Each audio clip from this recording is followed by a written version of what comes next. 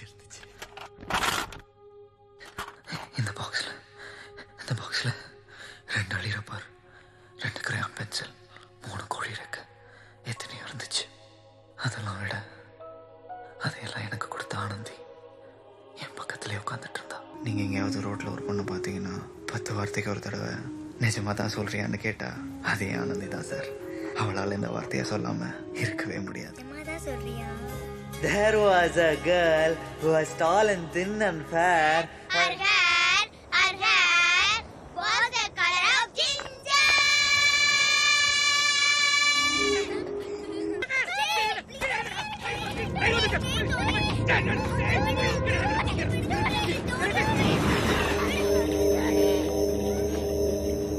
இந்த குகையில தான் என் வாழ்க்கையோட முதல் துர்மரணத்தை, முதல் சாவை நான் சந்திச்சேன்.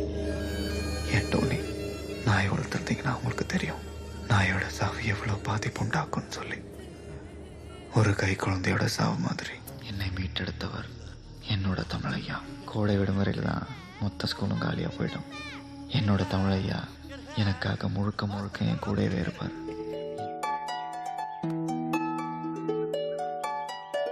பர பர பர பர பர பட்டாம்பூச்சி தொட தொட தொட தொட பல வண்ணம்மாச்சு. இது ஒரு புது கண்ணாமூச்சி, இதயத்தின் வானிலையது மாறிப்போச்சு. கண்ணீரை துடைக்கும் வீரலுக்கு மனம் ஏங்கி கிடக்குதே. தண்ணீரில் மீதக்கும் எறும்புக்கு இலை படகு ஆனதே. பர பர பர பர பர பட்டாம்பூச்சி. எனக்கு எங்கள் அப்பாவை பார்க்க போகணும்னு தோணவே இல்லை. சொல்ல போனால் எங்கள் அப்பாவை நான் மறந்தே போயிட்டேன். ஏன் சார் 1100 மார்க் வாங்கினா தமிழ் படிக்கக்கூடாதுன்னு ஏதாவது சட்டம் இருக்கா சார்? நீங்கள் வேணால் பிளாக் அண்ட் ஒயிட்டில் கொடுங்க, நான் போய் பிரின்சிபலை பார்க்குறேன். உங்களுக்கு சொன்னா புரியாது, பட்டாதான் புரியும். எப்படியோ போங்க.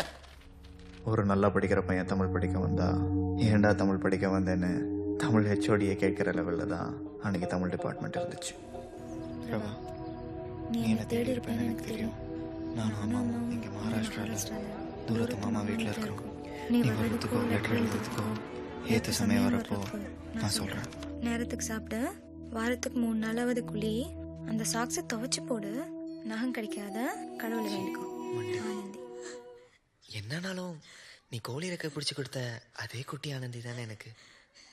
நிஜமாதான் சொல்றியா? சாப்பிடுங்க. உனக்காகத்தானே இந்த உயிர் உள்ளது, உன் துயரம் சாய என் தோள் உள்ளது. முடியாமல் நீளும் நாள் என்றும் இல்லை. யார் என்ன சொன்னால் என்ன அன்பே, உன்னோடு நானும் வருவேன்.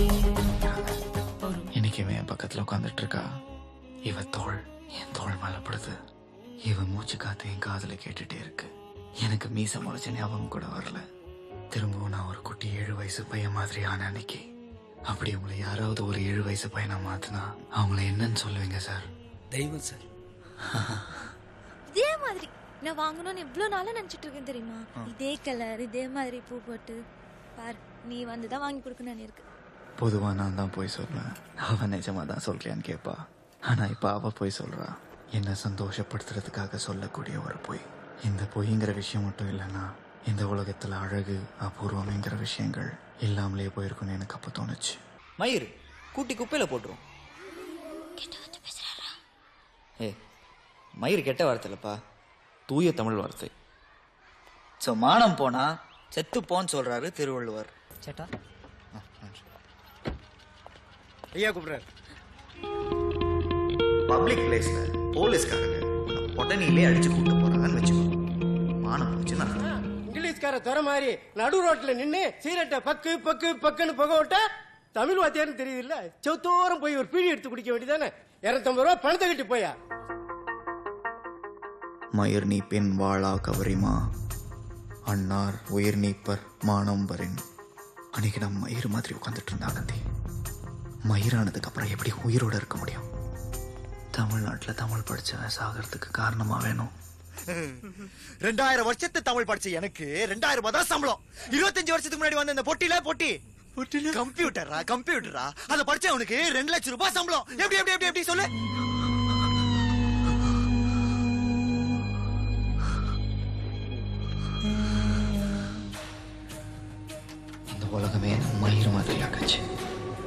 ஒரு துளி ரத்தம் என்ன கடவுளாக்குச்சு.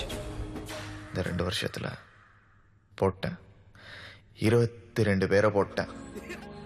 நிஜமாதான் சொல்றியா? நிஜமாதான் சொல்றியா? நிஜமாதான் சொல்றியா? நிஜமாதான் சொல்றியா? நிஜமாதான் சொல்றியா?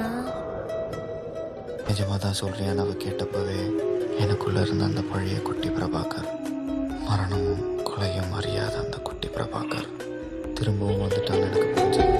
ஏழை காதல் மலைகள் தனில் தோன்றுகின்ற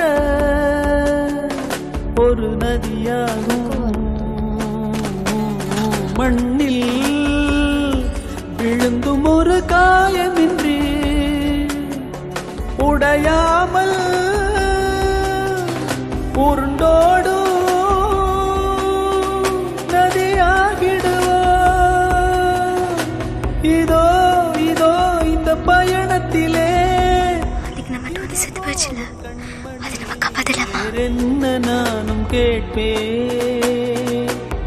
பிரிந்தாலும் மனதிலே இந்த நொடியில் என்றும் வாழ்வே. இந்த நிகழ்கால